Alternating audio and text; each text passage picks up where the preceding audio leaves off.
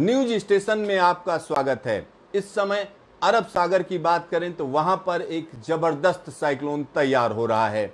इस समय की जो स्थिति है उसमें यह कहा जा रहा है कि यह साइक्लोन और ज्यादा ताकतवर हो जाएगा। मौसम विभाग का ताजा बुलेटिन यही कह रहा है कि यह साइक्लोन अगले 12 घंटे में सीवियर साइक्लोनिक स्टॉर्म बन जाएगा। यानी इस समय की बात करें तो ये साइक्लोन, जिसका नाम निसर्ग रखा गया है, जो बांग्लादेश का दिया हुआ नाम है, और निसर्ग का मतलब होता है त्याग या छोड़ना, तो कहीं ना कहीं ये तूफान आने वाले दिनों में या आने वाले घंटों में कितना खतरनाक हो जाएगा, इस बारे में हम आपको बताएंगे। आइए आपको हम दिखाते हैं कि किस तरीके से ये तूफान उमड़ घुमड़ रहा है। यहां पर देखिए, ये हम कह सकते हैं कि जो पिछले कुछ घंटों की तस्वीरें हैं जिसमें ये तूफान किस स्टाइल से, किस तरीके से उमड़ घुमड़ रहा है, इसको आप बड़े आसानी से देख सकते हैं। और ये तूफान वाकई खतरनाक होने जा रहा है। क्योंकि खतरनाक इसलिए क्योंकि इस समय मानसून की करंट है, मानसून की नमी है, और साथ में अगर साइक्लोन आता है तो निश्चित तौर पर भारी बारिश दे सकता है, और तो उसका नुकसान तमाम कोस्टल एरियाज को हो सकता है, जिसमें महाराष्ट्र और दक्षिण गुजरात के तमाम इलाके हैं।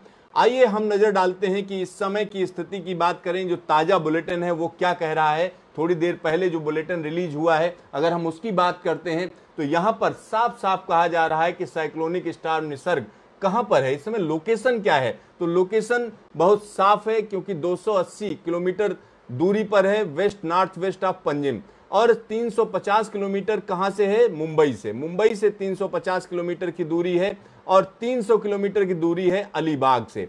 यानी जिस जगह पर ये पहुंच रहा है, जिस जगह पर ये टकराएगा जाकर कोस्ट से, वहां से दूरी तकरीबन 300 किलोमीटर है।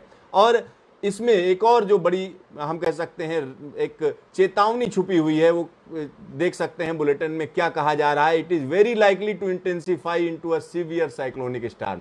ये और अधिक भीषण तूफान में तब्दील हो जाएगा अगले 12 घंटे में। और इसमें आगे कहा गया है कि अलीबाग यानी रायगढ़ डिस्ट्रिक्ट में ये जगह पड़ती है, वहां पर ये 3 जून को सीवियर साइक्लोनिक स्टॉर्म के तौर पर क्रॉस करेगा। तो ये एक बड़ी चीज है, क्योंकि अगर हम बात करें यहां पर जो टाइमिंग दी जा रही है, अगर उस टाइमिंग की अगर हम बात करते हैं तो हम निश्चित तौर पर कह सकते हैं तकरीबन 2:30 बजे के आसपास ये क्रॉस करेगा अलीपुर को। और जिस समय ये तट को पार कर रहा होगा, यानी अलीपुर को पार कर रहा होगा, अलीबाग को जब ये हिट कर रहा होगा, लैंडफॉल हो रहा होगा, तब स्पीड क्या होगी, तो स्पीड हवाओं की होगी 100 से 110 किलोमीटर प्रति घंटे की रफ्तार होगी। यानी जबरदस्त तरीके से हवाएं चल रही होंगी, और जो गस्टिंग होगी यानी हवा के झोंके कई बार एकदम स्पीड बढ़ेगी तो वो 120 किलोमीटर प्रति घंटे की रफ्तार पर जा सकते हैं। आइए हम आपको दिखाते हैं कि कौन कौन से इलाके हैं जो इससे प्रभावित होंगे। तो ये हम आपको कोन ऑफ अनसर्टेनिटी दिखा रहे हैं कि इस समय की स्थिति अगर हम देखें तो क्या है, तो आप समझ सकते हैं कि उस इलाके को हम दिखाएंगे आपको कि कहां पर ये हिट कर रहा है। चलिए मैप के जरिए समझते हैं ये कहां पर हिट कर रहा है। तो ये इलाका हम कह सकते हैं कि महाराष्ट्र का इलाका है, और इसकी स्थिति देखिए क्या है। तो यहां पर बहुत साफ साफ दिख रहा है कि किस तरीके से ये तूफान, अब जो एस्टिमेट आ रहे हैं उसमें ये कहा जा रहा है कि अलीबाग से नॉर्थ साइड में ये क्रॉस करेगा। ये देखिए, ये अलीबाग से नॉर्थ में इसका कहीं ना कहीं हिट करने की बात कही जा रही, और इसके बिल्कुल पास में मुंबई है। यहां से मुश्किल से 47 किलोमीटर यानी 47 किलोमीटर दूर जो है मुंबई है अलीबाग से, और अलीबाग और मुंबई में बहुत ज्यादा हम कह सकते हैं दूरी नहीं है। तो यहां पर जो अलीबाग का इलाका है, अलीबाग से हम कह सकते हैं नॉर्थ में यानी टुवर्ड्स मुंबई ये तूफान हिट कर रहा है, और यहां से हिट करके ये आगे बढ़ेगा और ये पनवेल के पास से निकलेगा। यानी इसकी जो ताकत होगी उस समय, जिस समय ये हिट करेगा उस समय तकरीबन 55 नॉट बताई जा रही है। यानी 55 नॉट का मतलब हुआ 110 किलोमीटर प्रति घंटे की रफ्तार होगी।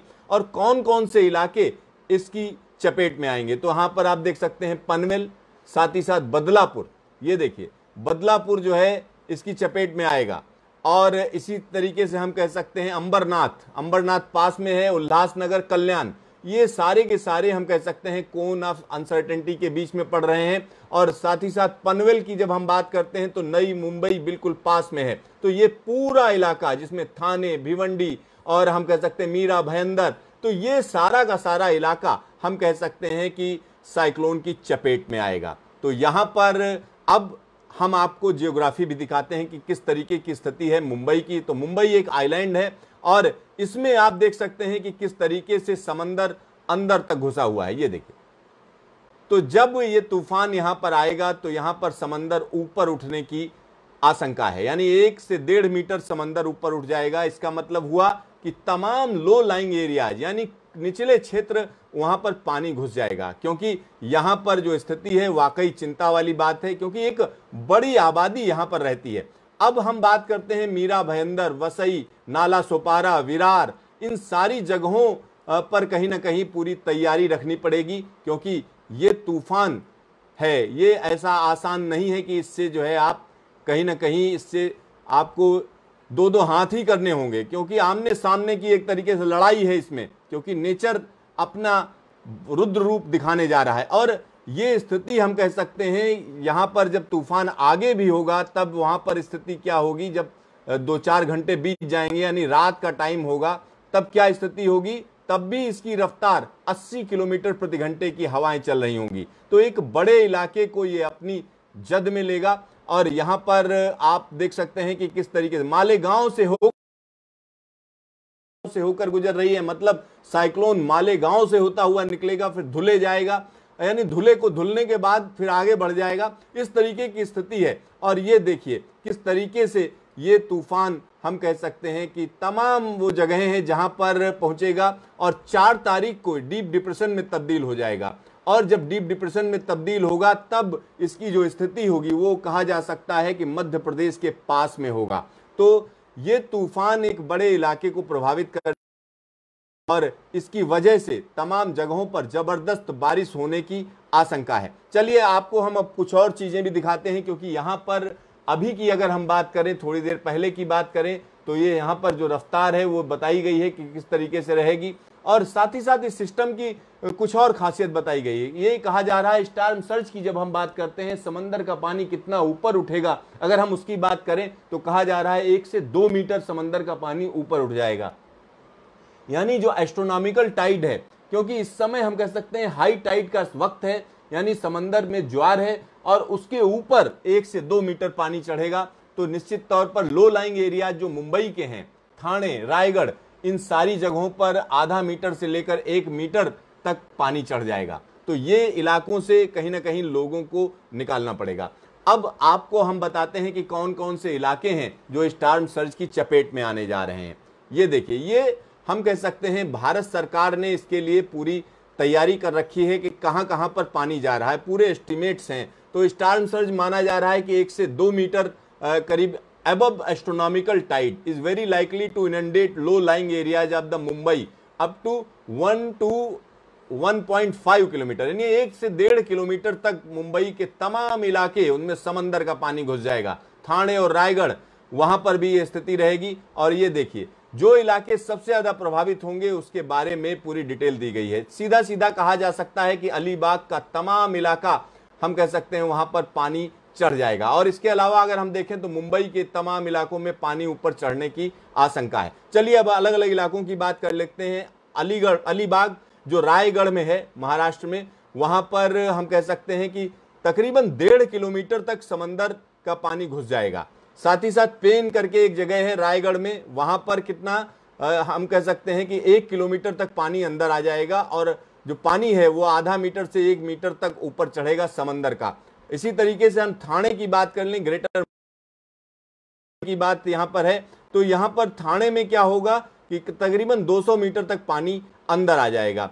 और इसके अलावा डपोली की बात करें, रत्नागिरी में है जो, वहां अगर देखें तो आधा मीटर से लेकर 80 सेंटीमीटर तक जो है पानी ऊपर चढ़ेगा और यहां पर भी समंदर अंदर आ जाएगा। वसई की बात करें जो कि थाने में है, तो यहां पर भी ये कहा जा रहा है कि तकरीबन 1 किलोमीटर से ज्यादा का इलाका पानी में डूब जाएगा। तो वाकई ये चिंता की बात है और ये इलाके जो इसमें दिख रहे हैं वो निश्चित तौर पर लोगों के लिए चिंता पैदा कर रहे हैं। ये तमाम इलाके जो मैं आपको दिखा रहा हूं, निश्चित तौर पर यहां पर संकट की स्थिति है और अभी से सरकार को तैयारी करनी पड़ेगी। चलिए अब आपको हम दिखाते हैं कि किस तरीके से किन किन इलाकों में ये जो तूफान है वो अपना असर दिखाएगा और इसके अंदर जो बादल हैं किस तरीके से उमड़ घुमड़ रहे हैं, किस तरीके से इसके अंदर जबरदस्त तरीके की हम कह सकते हैं मौसम चल रहा है। क्योंकि किसी साइक्लोन के अंदर जाकर अगर आपको किसी को देखने का मौका मिले तो वाकई आपको लगेगा अरे ये क्या है, क्योंकि अंदर जो है जबरदस्त तरीके से हवाएं चलती हैं और बड़ी तेजी से घूमती हैं, नीचे से ऊपर जा रही होती हैं, फिर ऊपर से नीचे आ रही होती हैं। इस तरीके से हम कह सकते हैं कि बड़े मोटे मोटे बादल होते हैं, मतलब जिनकी मोटाई बहुत ज्यादा होती है। साथ ही साथ अंदर लाइटनिंग चल रही होती है, जबरदस्त तरीके की बिजली कड़क रही होती है। यानी एक ऐसी जगह जहां पर किसी का रहना या किसी का होना ही आप सोच ही नहीं सकते हैं।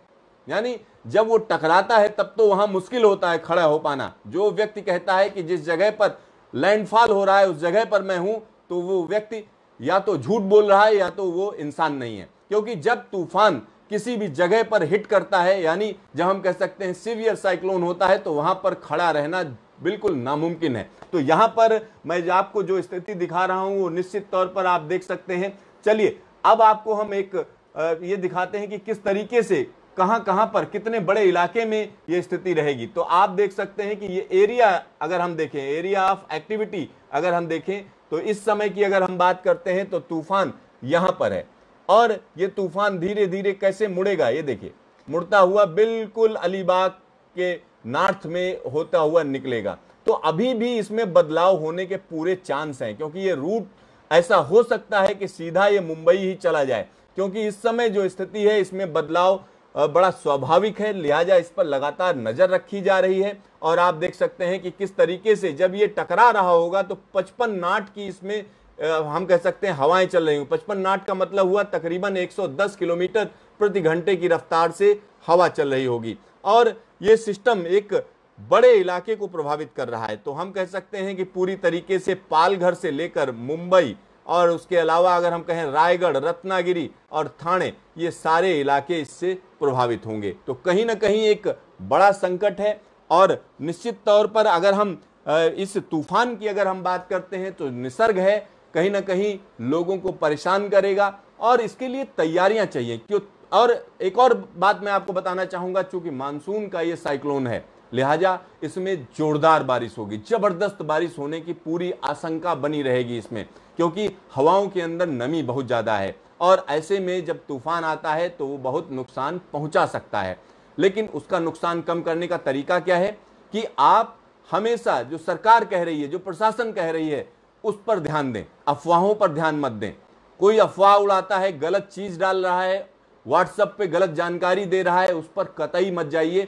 आप हमेशा रिलायबल सोर्स जो हो, यानी आप अपने पास रेडियो रखिए, आप अपने पास टीवी रखिए, टीवी पर जो है जो भी खबर है उस पर नजर रखिए। जब जबरदस्त तूफान होता है, लाइट चली जाती है, बिजली चली जाती है, तो उस समय आपके पास क्या होना चाहिए? आपके पास टार्च अपनी होनी चाहिए, साथ ही साथ आप मोमबत्ती का इंतजाम रखिए घर में। और इसके अलावा हम कह सकते हैं एक और बड़ी चीज हम बताना चाहते हैं कि जब सारे कम्युनिकेशन के मोड फेल हो जाते हैं, जब जबरदस्त तरीके से जब तूफान आता है तो टीवी भी नहीं चलता क्योंकि बिजली नहीं होती है, आपके फोन फेल होने का खतरा रहता है क्योंकि नेटवर्क ठप हो जाता है। तो ऐसी स्थिति में सिर्फ और सिर्फ जो चीज काम करती है वो रेडियो काम करती है। तो जो भी आपके पास रेडियो है उसको रखिए, क्योंकि उससे तमाम सूचनाएं मिलती रहेंगी कि क्या चल रहा है, किस तरीके की स्थिति है। लिहाजा घबराइए नहीं, बल्कि मुकाबला कीजिए और पूरी जानकारी के साथ।